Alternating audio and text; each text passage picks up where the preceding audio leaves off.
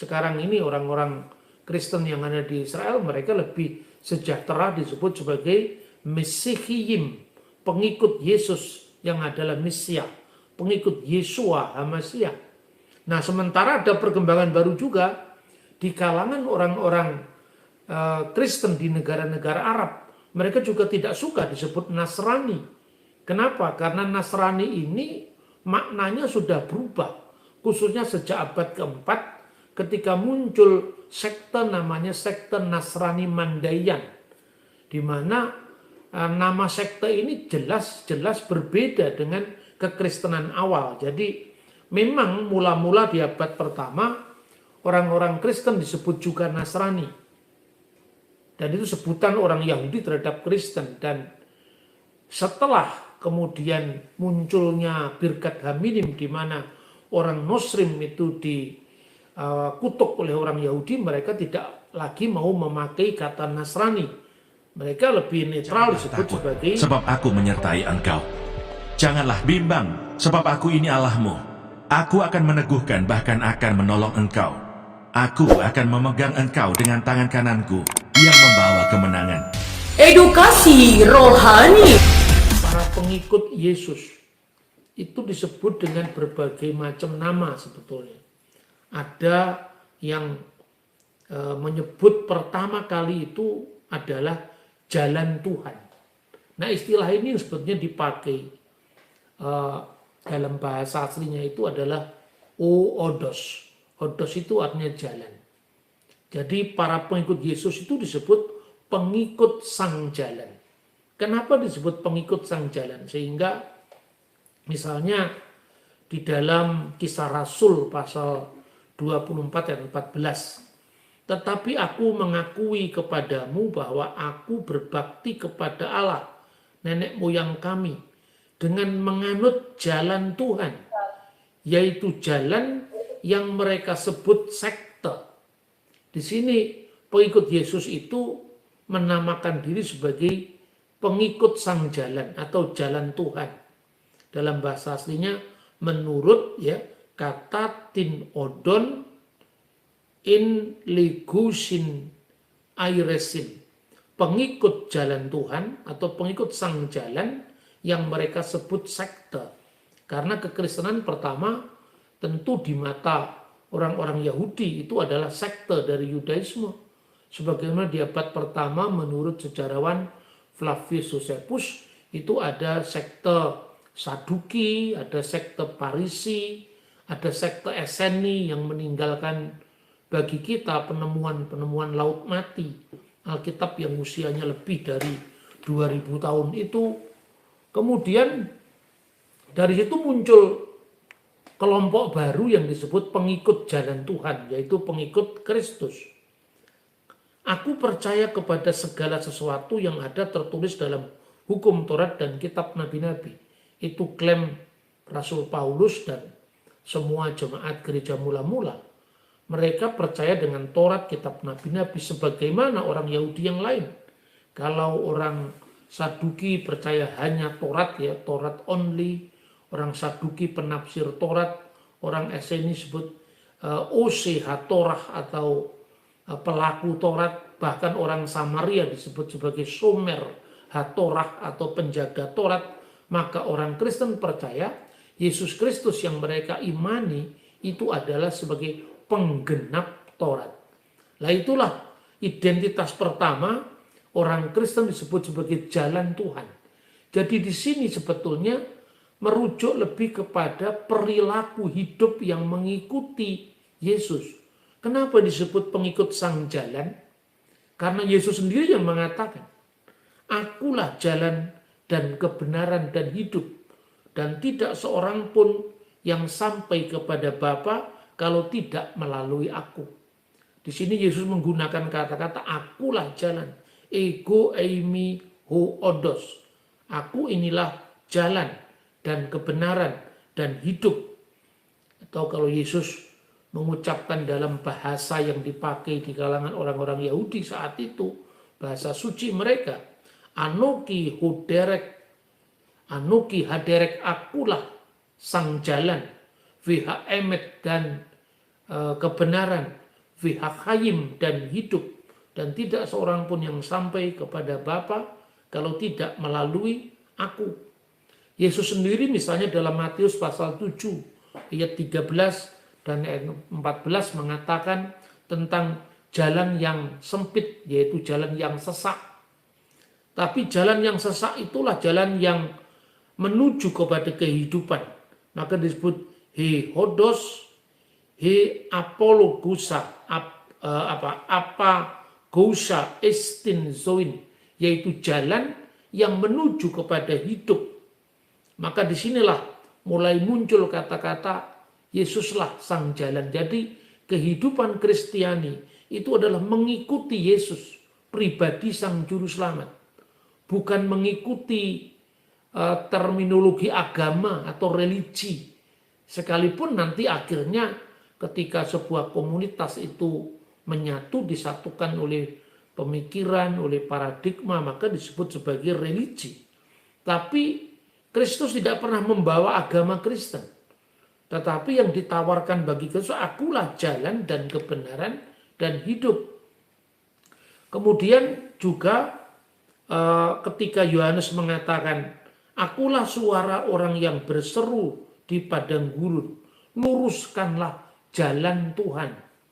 Maka komunitas mula-mula yang mengikut Yesus itu disebut komunitas jalan Tuhan. Jalan menuju kehidupan, jalan yang lurus. Maka kita mengenal juga di dalam bahasa Aramaik, bahasa yang dipakai Yesus adalah urhe de Maria, yaitu jalan Tuhan. Maka istilah itulah yang pertama-tama dipakai dalam kitab Kisah Para Rasul. Paulus dulu adalah penganiaya para pengikut jalan Tuhan karena ketergantungan mereka kepada pribadi Yesus Kristus. Nah, kemudian dalam komunitas orang beriman kepada Sang Kristus tadi ada kesan dari pihak lain tentang siapakah mereka yang berkumpul di sekeliling Kristus, para rasulnya yang jumlahnya 12, lalu para muridnya lagi setelah 12 rasul yang jumlahnya 70, persis dengan dahulu orang Yahudi memiliki 12 suku, lalu 70 tua-tua. Pola ini pula yang ternyata dipakai Yesus, sehingga dia memiliki 12 murid karena gereja adalah Israel yang baru. 70 murid seperti Musa juga didampingi dengan 70 tua-tua dan seterusnya. Maka kemudian orang-orang Yahudi yang tidak siap menerima jalan Yesus, itu mereka menyebutnya Nasrani, yaitu pengikut Yesus orang Nazaret. Nah, padahal sebetulnya kata Nasrani itu juga sebuah ejekan, karena bagi orang Yahudi tidak ada yang baik yang muncul di Galilea. Tidak ada yang baik yang muncul di kota yang tidak dikenal itu. Padahal mereka tidak cermat membaca Alkitab. Bukankah justru Yesaya menubuatkan bahwa daerah seberang Yordan, wilayah bangsa-bangsa, Gelil Hagoyim, itu oleh Tuhan akan dipermuliakan di kemudian hari. Di dalam Yesaya pasal 8 ayat 23. Bahkan Yesuslah yang disebut sebagai sang tunas. Dan tunas itu adalah netzer. Dari kata netzer muncul kata Nazaret.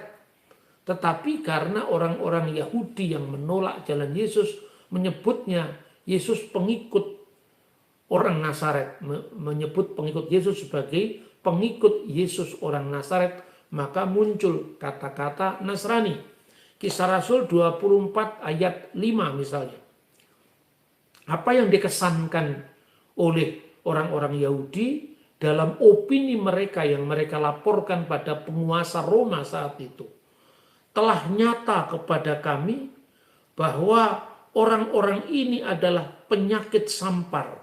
Seorang yang menimbulkan kekacauan di antara semua orang Yahudi di seluruh dunia beradab.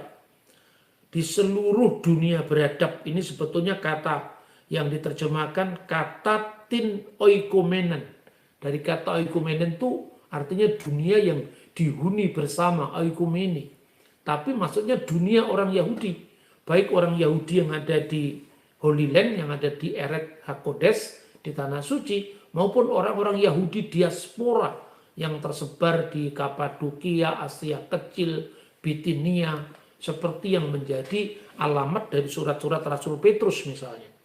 Saya lanjutkan, telah nyata kepada kami bahwa orang-orang ini adalah penyakit sampar, seorang yang menimbulkan kekacauan di antara semua orang Yahudi di seluruh dunia yang beradab, dan bahwa ia, maksudnya di sini Paulus, adalah seorang tokoh dari sekte orang Nasrani. Jadi Nasrani di sini disebut sebagai ton Nasoraion Airesios, artinya sekte, heresi, Airesios Nasoraion, orang-orang Nasrani, pengikut Yesus orang Nazaret. Nah, inilah kata Nasrani. Kemudian kata Nasrani dulu juga menunjuk kepada pengikut Yesus orang Nazaret, khususnya gereja Yerusalem.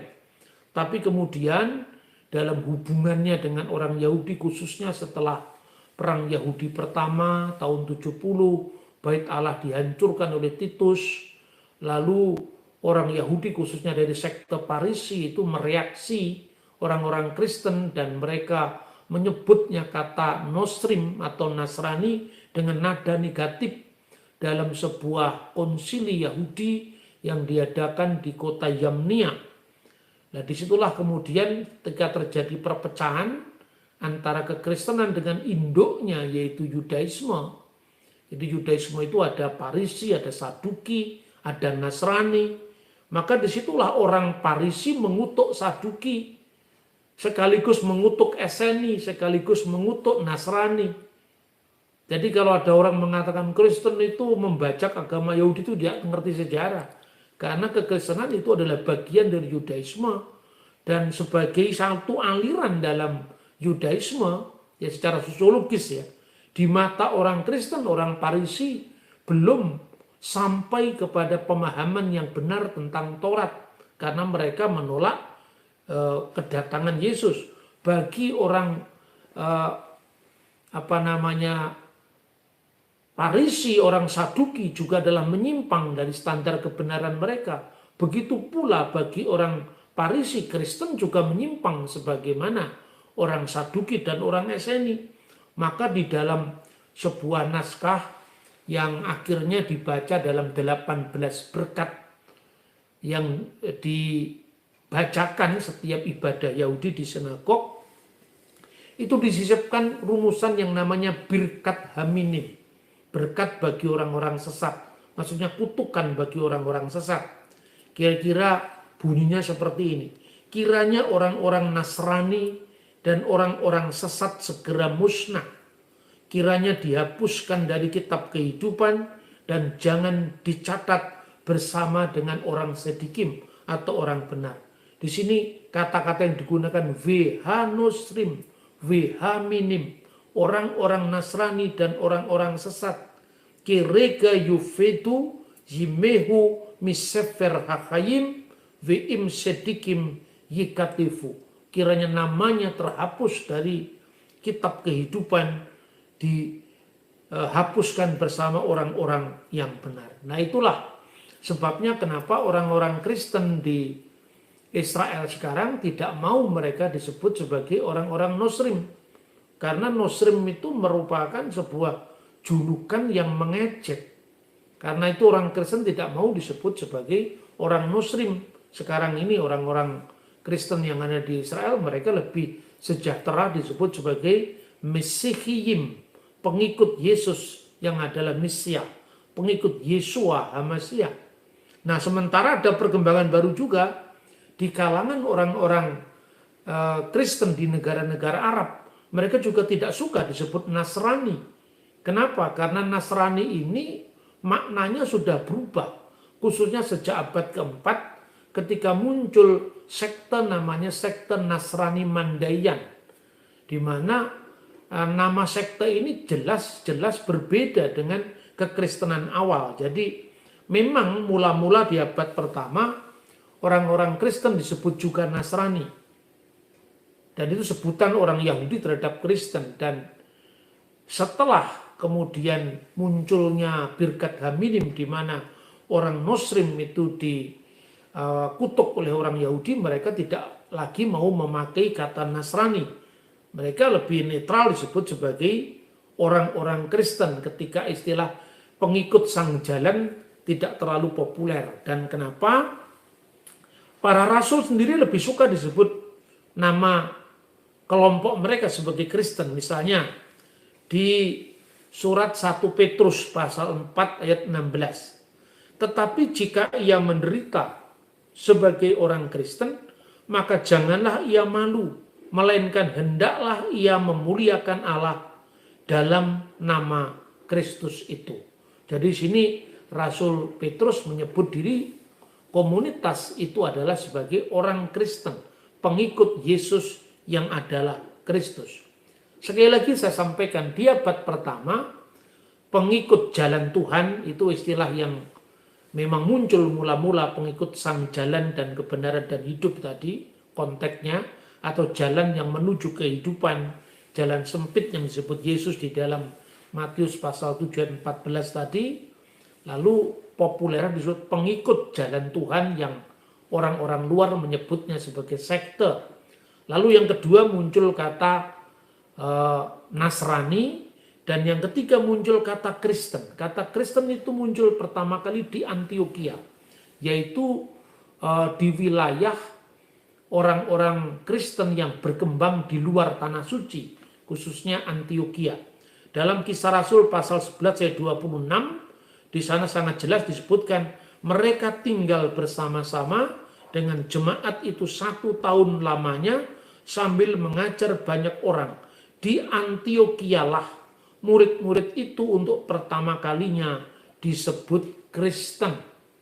Lalu ketika Paulus menyampaikan pertanggungan jawab imannya kepada Raja Agripa atau Herodes Agripa, cucunya Herodes Agung, itu disebutkan di dalam Kisah Rasul pasal 24 ya, secara khusus ayat 27-28.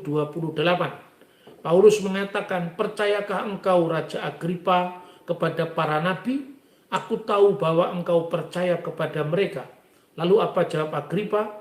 Hampir-hampir saja kau yakinkan aku menjadi orang Kristen. Jadi artinya bahwa orang Nasrani, pengikut jalan Tuhan yang disebut sekte tadi, pada abad pertama tidak dibedakan dengan Kristen. Makanya Agripa mengatakan, hampir saja kau yakinkan aku sebagai seorang Kristen. Di ayat-ayat sebelumnya muncul kata jalan Tuhan dan muncul juga kata Nasrani. Tetapi karena gereja sudah berkembang 2000 tahun, maka tentu ada perkembangan, ada kesan-kesan negatif yang hendak dihindari gereja. Apalagi apabila melihat bagaimana sejarah bidat-bidat Kristen yang muncul di sekitar Saudi Arabia dan sekitarnya menjelang lahirnya agama Islam. Mulai abad keempat, sejarawan gereja yang bernama Eusebius dari Kaisarea malah sudah menyebut bahwa Arabia Haresum Ferat. Arabia itu tempat di mana bidat-bidat itu berkembang. Maka sejak saat itu karena kata Nasrani itu dibajak oleh kelompok bidat yang namanya Nasrani Mandayan yang keyakinannya, imannya berbeda dengan umat Kristen yang mainstream, yaitu umat Kristen yang satu, kudus, Katolik dan Apostolik seperti yang terdapat di dalam kitab suci dan sejarah gereja. Maka kata Kristenlah yang sekarang ini bertahan dan tentu tidak menimbulkan kesalahan dari apresiasi orang luar terhadap kekristenan. Jadi kesimpulannya bisa kita lihat, inilah landasan historis dari kekristenan yang kita imani. Pertama, kita tidak pernah mengiklankan agama yang terbaik, atau kekristenan tidak mula-mula bersentuhan dengan terminologi agama. Sesempurna apapun agama itu diklaim. Tapi kekristenan lebih merupakan kepengiringan kepada Sang Jalan, Kristus sendiri yang disebut jalan dan kebenaran dan hidup. Dan itulah yang disebut eklesia, yaitu gereja. Dan gereja itu adalah tubuh Kristus.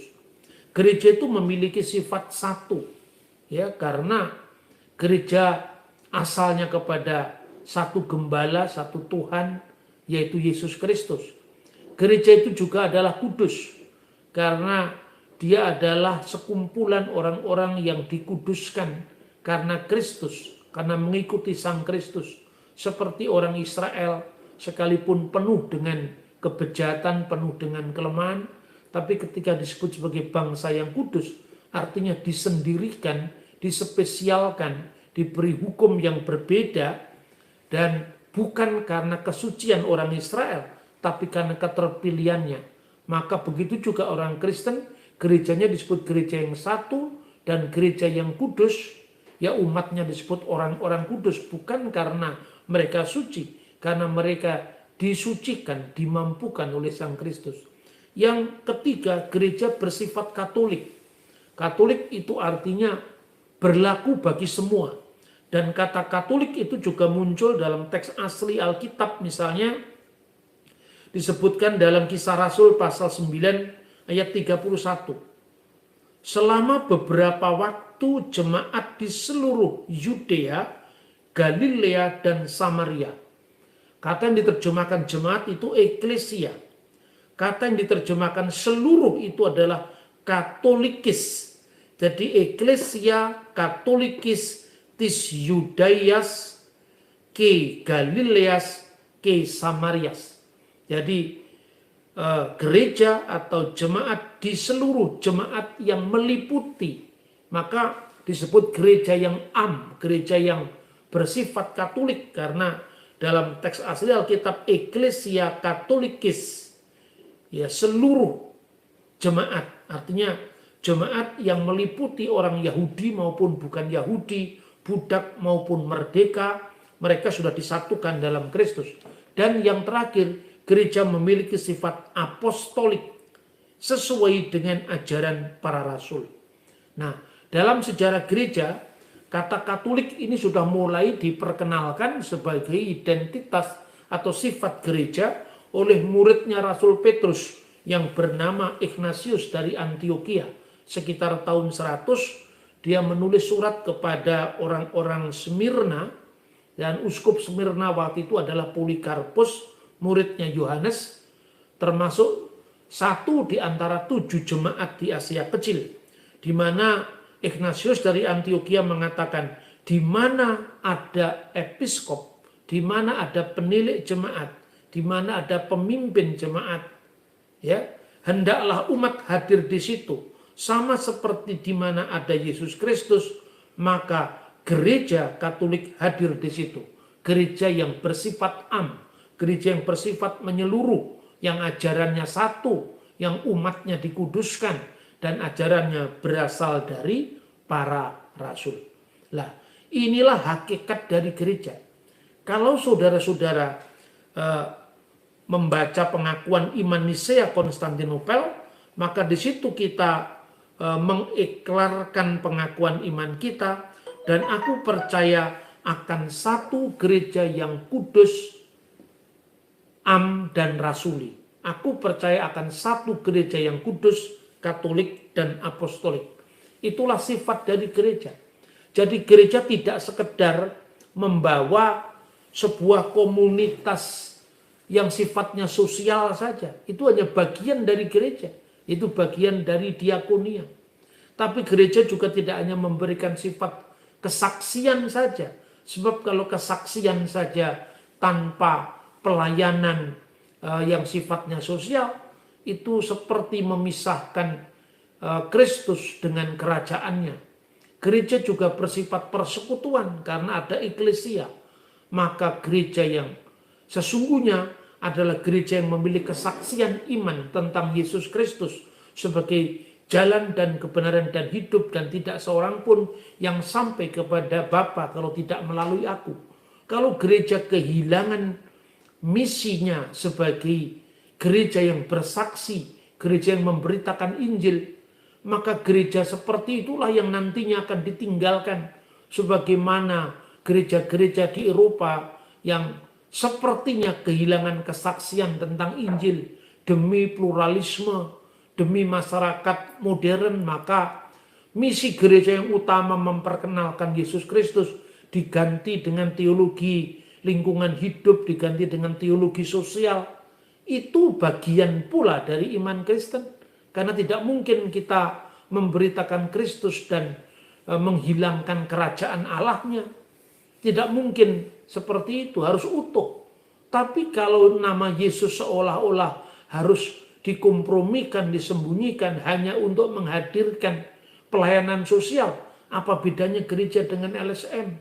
Kalau berbicara tentang misi gereja, kemudian di dunia barat seringkali menjadi terdangkalkan hanya teologi lingkungan hidup atau ekologi sejak konferensi Stockholm tahun 1970-an.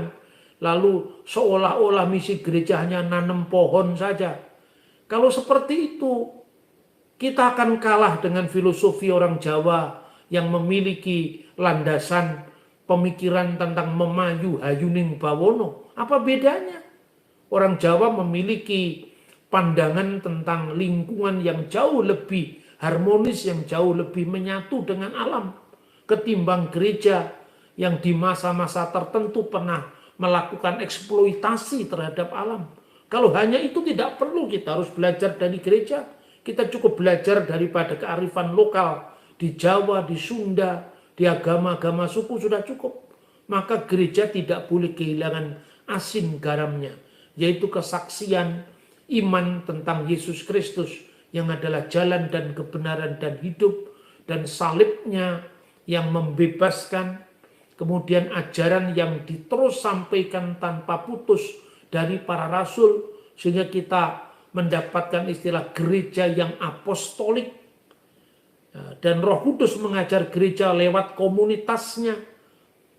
Makanya kemudian ada konsili-konsili ketika bangsa Israel punya leluhur iman. Mereka berdoa dengan Elohi Abraham, Elohi Yitzhak, Elohi Yakub, Magen Abraham. Allah yang mereka beritakan adalah Allah Abraham, Allah Ishak, Allah Yakub, perisai Abraham. Maka gereja tidak memiliki keterikatan fisik dengan Abraham, Ishak, dan Yakub. Kita memiliki keterikatan secara rohani dengan bapak-bapak gereja. Dari Yesus kepada 12 rasul pada 70 murid, terus menerus sampai kepada konsili-konsili bapak-bapak gereja, dan akhirnya gereja modern. Gereja yang tanpa putus berkembang dari zaman rasuli inilah yang diikrarkan oleh pengakuan iman kita. Sebelum skisma antara gereja barat dan timur, Katolik dengan Ortodok, Protestan dengan Katolik, kita semua percaya akan satu gereja yang kudus, yang am dan rasuli. Satu gereja yang kudus, Katolik, dan apostolik. Maka inilah spiritnya persekutuan kita. Inilah spiritnya eklesia itu. Jangan kita kehilangan salah satu dimensi yang penting dari gereja itu sendiri. Itu yang bisa saya sampaikan sebagai presentasi awal saya. Silahkan kalau nanti oleh teman-teman mau didiskusikan. Tuhan memberkati. Shalom Aleichem. Beshem Hamasya. Ya, terima kasih Bapak Bambang. Jadi tadi saya menangkap beberapa hal bahwa Kristen adalah semula daripada abad pertama tidak disebut Kristen, tapi bahkan berupa jadi sindiran, ya, semacam sindiran masyarakat pengikut jalan Yesus, pengikut orang Nasrani, sehingga kemudian bahasanya jadi Nazaren lo, begitu kali kalau orang Betawi, ya, orang Jakarta dibilang Nazaren lo, tuh. Tapi kemudian berubah jadi karena dasarnya adalah pengikut sang jalan. Itulah komunitas yang pertama, ya, awal-awal. Kemudian dari Nazaren menjadi kata Kristen di kota Antioquia, kemudian di kota Antioquia. Nah, pada dasarnya ya tadi juga sudah dikatakan, kita bukan mengklaim sebagai agama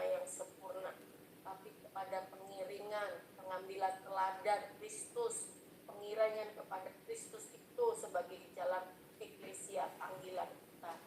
Nah, saya yakin teman-teman ada hal yang sangat menarik yang kemudian tercetus dan ingin ditanyakan. Saya persilahkan ada masih beberapa kalau di Australia sekarang jam berapa Pak Bambang? Jam 10. Wow, kita beda 3,5 jam ya. 3 jam. Jam. Ya, monggo Pak Petrus Halawa, mungkin ada yang ingin ditanya?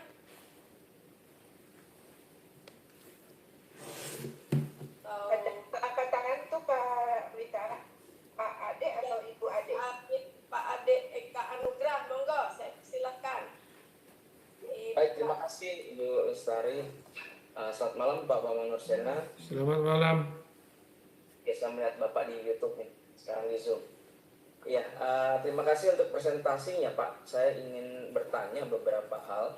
Yang pertama, tentu tantangan daripada yang sudah dipresentasikan di Eropa, baik itu sekularisasi, liberalisme, dan lain sebagainya, apalagi oleh karena keterbukaan itu, maka LGBTQ juga semakin marak.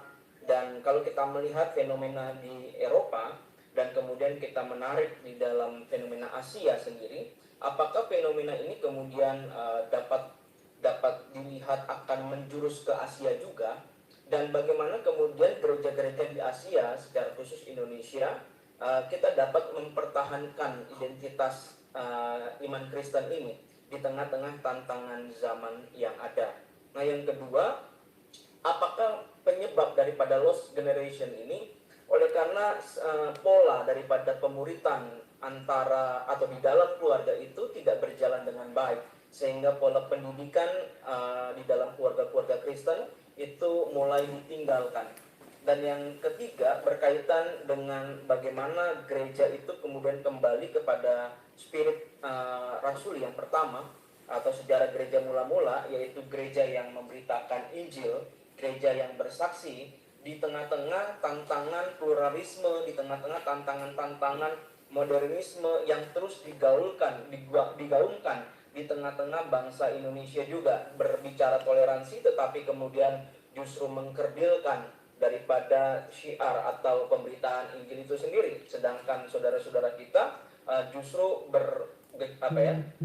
memiliki semangat yang kuat di kantong-kantong Kristen, mendirikan pesantren dan lain sebagainya atas nama toleransi, atas nama sosial dan seterusnya. Nah, bagaimana kemudian kita menyikapi itu, Pak? Terima kasih Pak Bambang Nursena. Pak Bambang, satu lagi ya Pak ya. Pak Royke Sambeka, saya persilahkan. Pak Royke Sambeka.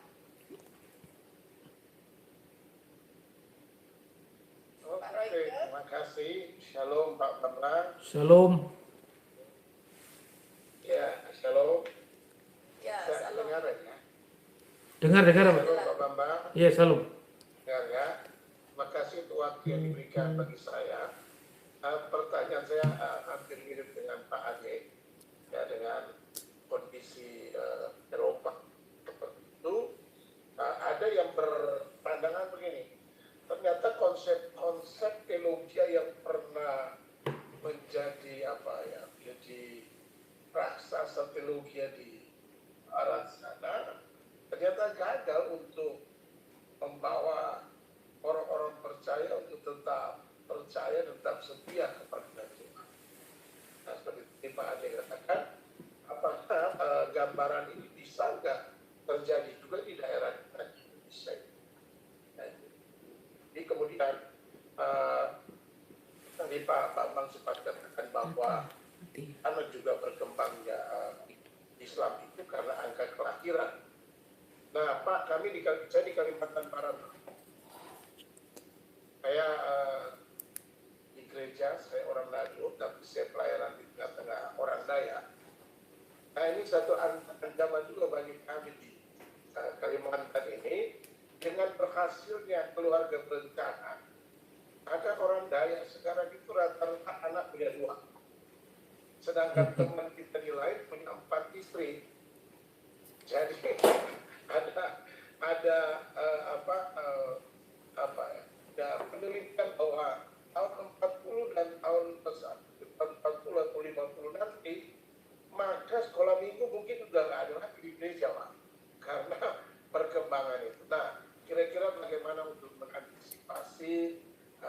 kondisi-kondisi. Terima kasih Pak untuk sebentar. Ya, cukup dulu Pak, silahkan di respon.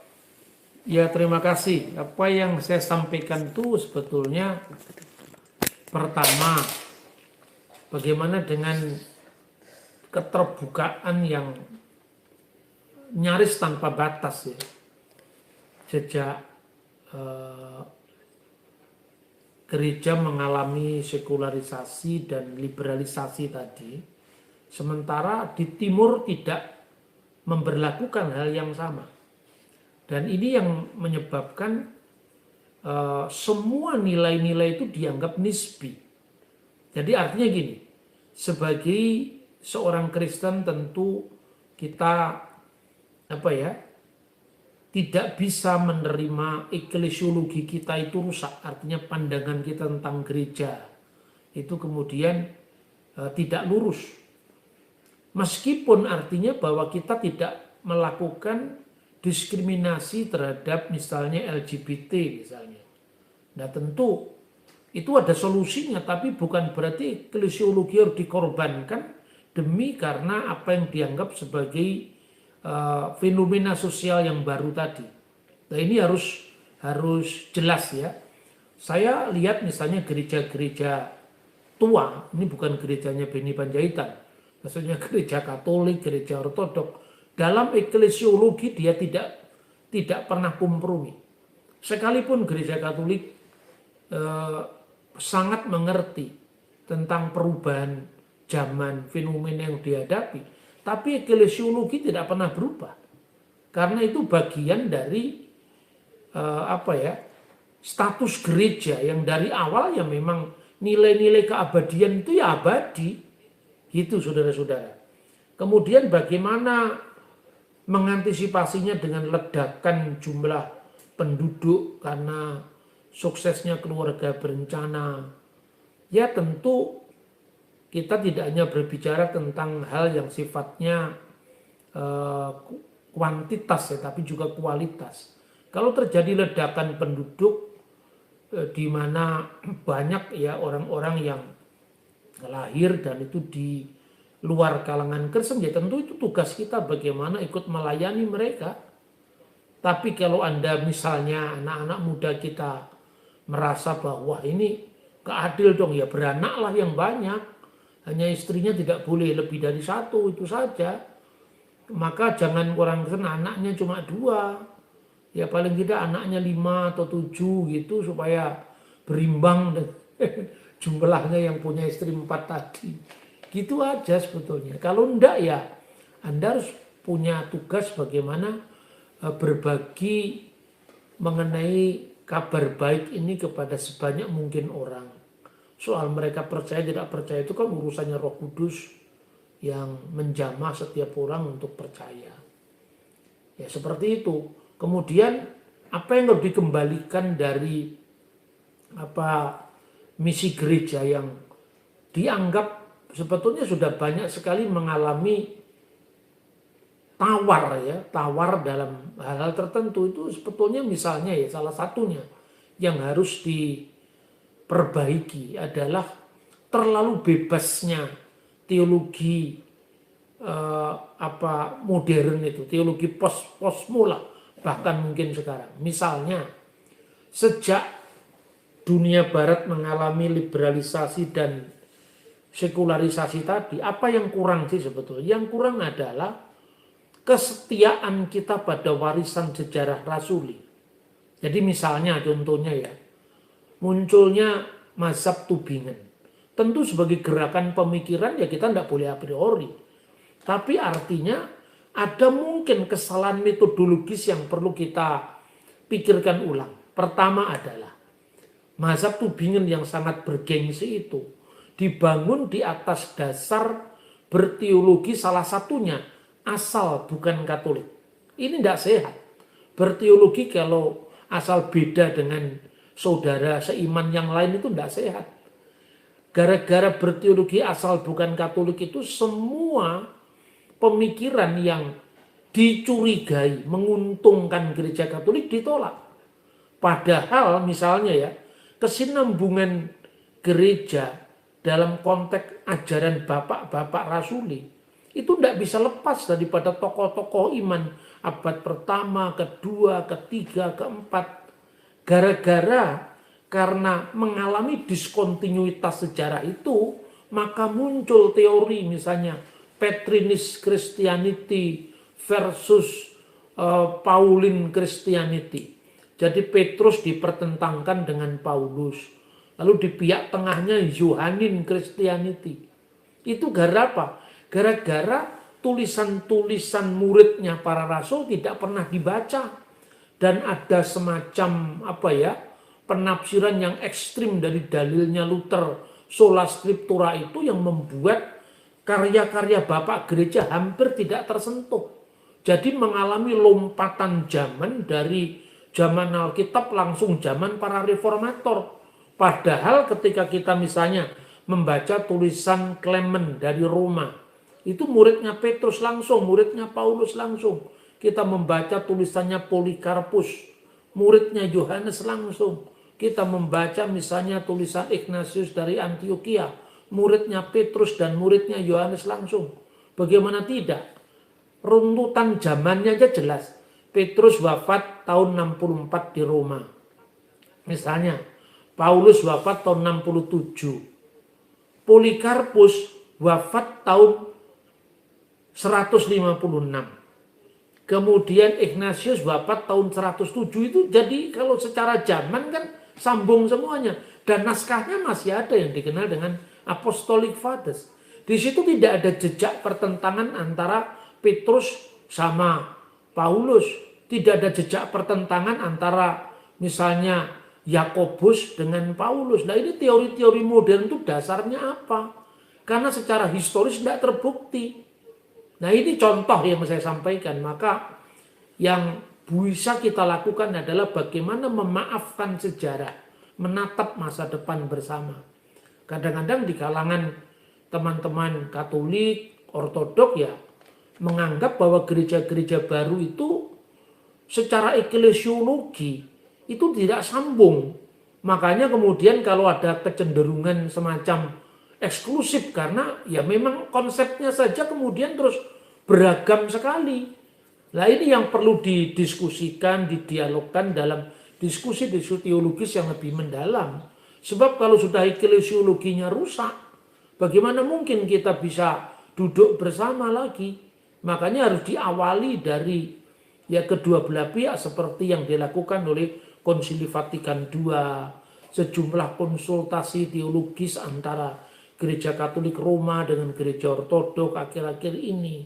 Itu membuahkan hasil yang menurut saya cukup baik, sekalipun belum semuanya bisa dijawab. Tapi contoh yang saya sampaikan tadi, tidak ada jejak pertentangan antara kekristenan Paulus dan kekristenan Yakobus atau kekristenan Petrus misalnya. Nah ini teori-teorinya kemudian dimanfaatkan oleh polemikus-polemikus Muslim. Misalnya kekristenan itu agamanya Paulus bukan agamanya Yesus. Paulus itu memalsukan ajaran Yesus. Ini sesungguhnya bias dari banyaknya pemikiran yang sangat bebas di kalangan Kristen sendiri. Nah inilah salah satu obatnya menurut saya adalah kembali kepada warisan sejarah rasuli kita. Maka saya tadi sampaikan tentang gereja yang satu, kudus, katolik, dan apostolik itu maknanya arahnya ke sana. Nah, jadi saya tidak terlalu tertarik lagi dengan pengkutub-kutupan gereja.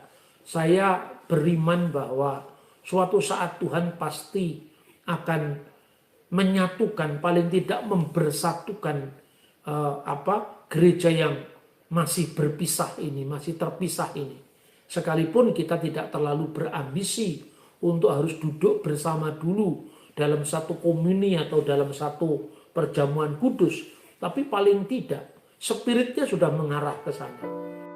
Ester pasal 4. Usaha Mordekai untuk menolong orang Yahudi. Setelah Mordekai mengetahui segala yang terjadi itu, ia mengoyakkan pakaiannya, lalu memakai kain kabung dan abu, kemudian keluar berjalan di tengah-tengah kota, sambil melolong-lolong dengan nyaring dan pedih. Dengan demikian datanglah ia sampai ke depan pintu gerbang istana raja. karena seorang pun tidak boleh masuk pintu gerbang istana raja dengan berpakaian kain kabung. Di tiap-tiap daerah kemana titah dan undang-undang raja telah sampai, ada pergabungan yang besar di antara orang Yahudi, disertai puasa dan ratap tangis. Oleh banyak orang dibentangkan kain kabung dengan abu sebagai lapik tidurnya. Ketika dayang-dayang dan sida-sida Ester memberitahukan hal itu kepadanya, maka sangatlah risau hati sang ratu. Lalu dikirimkannya lah pakaian supaya dipakaikan kepada Mordekai dan supaya ditanggalkan kain kabungnya daripadanya. Tetapi tidak diterimanya.